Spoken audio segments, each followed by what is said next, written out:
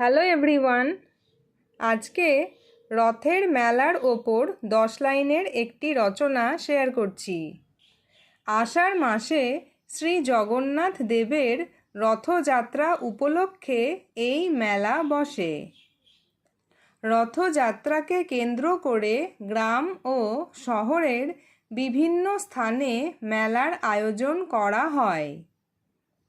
মেলার প্রধান আকর্ষণ হল সুসজ্জিত বিশাল রথ এবং রথের দড়ি টানা।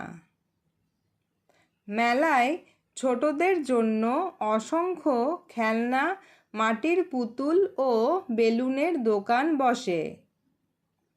রথের মেলার বিশেষ ঐতিহ্য হল গরম জিলিপি এবং পাঁপড় ভাজা খাওয়া। এখানে নাগরদোলা, সার্কাস এবং জাদু খেলা দেখে ছোট বড় সবাই আনন্দ পায়।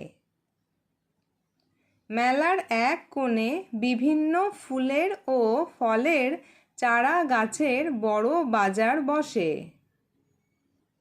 এই মেলা উপলক্ষে দূর দূরান্ত থেকে অনেক আত্মীয় স্বজন বাড়িতে আসেন।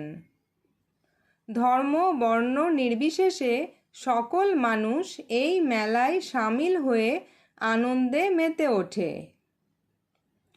রথের মেলা আমাদের লোক সংস্কৃতির এক অন্যতম মিলন উৎসব।